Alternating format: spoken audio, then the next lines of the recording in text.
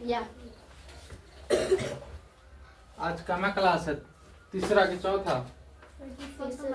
चौथा। कयो कराए थे? चौथा। चौथा। ऐसे पहले कथी कथी पढ़ाए हुए हैं? बताओ जल्दी। मानव के शरीर के कोशिका के बारे में पढ़ा है, कोशिका के खोज के बारे में पढ़ा है, कोशिका सिद्धांत पढ़ा है, मानव के शरीर के में आने वाले एक कोशिका है, बहु कोशिका पढ़ा है, और मानव के शरीर पादप कोशिका, पादप कोशिका। तू तो अभी पढ़ रहा है, फिगर बना रहा है। ऐसे पहले इसका थ्योरी पढ़ा है।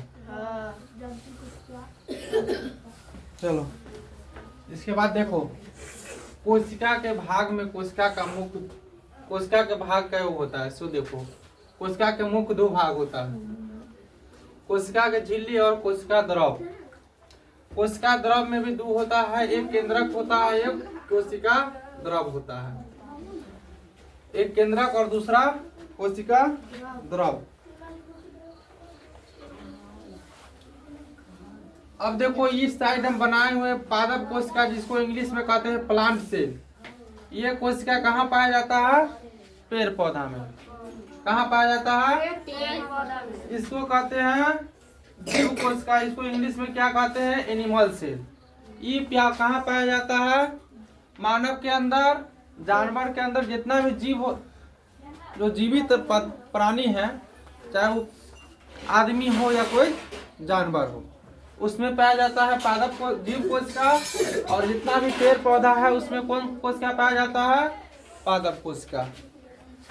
दोनों का हम स्ट्रक्चर बना दिए हैं, फिगर बना दिए हैं, आप देख लीजिए। हम इसका एक झलक देख लेते हैं, कहाँ पे कोई चीज स्थित रहता है, कि कौन चीज किस किस में रहता है। देखिए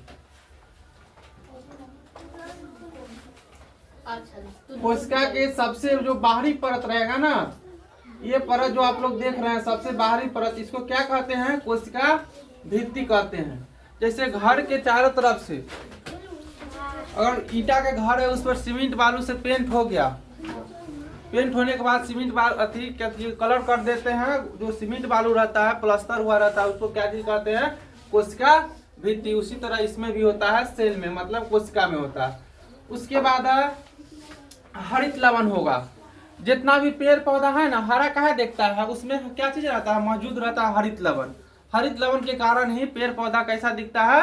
हरा हरा दिखता है, जिसको इंग्लिश में क्या कहते हैं? क्लोरोप्लास्ट कहते हैं। उसके बाद होगा अंधप्रादी जालिका, जो अंदर छोटा छोटा छिद्र रहता है ना, उसको कहते हैं अंधप्रादी जालिका। उसके बाद क्या चीज हो गया है?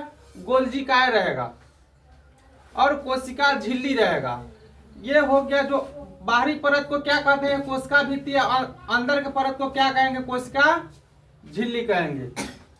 और उसके बाद होता है एक माइटोकॉन्ड्रिया। माइटोकॉन्ड्रिया के कहते हैं पावर, सेल का पावर हाउस कहते हैं, कोशिका का उसको पावर हाउस कहते हैं। किसको कहते हैं? माइटोकॉन्ड्रिया के। उसके बाद है माइटोप्लाज्मा होगा, केंद्र होगा, और क्या होगा? रिक्त होगा। रिक्त कहीं कहीं खाली जगह रहता है ना कोशिका के अंदर भी, उसको क्या कहते हैं? रिक्त कहते हैं। मतलब पढ़ाई भी पढ़ता है तो कहीं पर कोई चीज खाली जगह रहता है तो नहीं कहते हैं कि रिक्त स्थान को भरिए। यहाँ पर जो भी खाली जगह होगा उसका नाम क्या है? रिक्त है।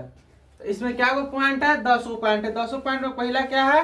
कोशिका भित्ति, दूसरा हरित लवण, तीसरा अंतःप्राय जालिका, चौथा गोल्जिकाय, पांचवा कोशिका झिल्ली, छठा माइटोकॉन्ड्रिया, सातवां राइबोसोम, आठवां माइटोप्लाज्मा, नौवां केंद्रक और 10वां रिक्त। आप लोग पादप कोश झिल्ली पढ़ लिए। अब आइए जीव कोशिका में। पादप कोशिका पढ़ लिए, आप किस में पढ़ना है? जीव कोशिका में। जीव कोशिका किसके पास पाया जाता है? जानवर के पास कि पेड़ पौधे के पास? जानवर के पास पाया जाता है। इसमें क्या क्या चीज आता है देखिए। इसमें पहला बात है हरित लवण नहीं होगा। हरित लवण सिर्फ पेड़ पौधा में रहता है, पेड़ पौधा को हरा दिखाने के लिए, ग्रीन कलर के लिए। इसमें रहता है राइबोसोम रहता है, केंद्र रहता है और केंद्रिका रहता है। केंद्र कहेंगे जिसको, जो मेन में जो सेंटर में रहेगा पूरा बीचों बीच, उसको केंद्र कहेंगे। उसको जो चारों ओर के लेयर के भीतर जो जगह बचा रहता है उसको केंद्रिका कहते हैं। समझ गया? तर्काय हो गया, ये प्लाज्मा झिल्ली हो गया, अंतजालिका द्रव हो गया, इसमें भी अंतजालिका द्रव है, इसमें भी अंत प्रादालिका झिल्ली, उसमें बाहर से दिखता है, इसमें अंदर से रहता है। ये गोल्जी काय हो गया, माइटोकॉन्ड्रिया दोनों में है सेम चीज। और केंद्र झिल्ली हो गया, राइबोसोम हो गया और लाइसोसोम हो गया। राइबोसोम और लाइसोसोम दोनों में 10-10 वो चीज का मतलब 10-10 वो स्थान का नाम दर्शाए और यहाँ पर ब्लूप्रिंट पर लिखे हैं। इसके बाद ये उतारिए, आगे और पढ़ा रहे हैं।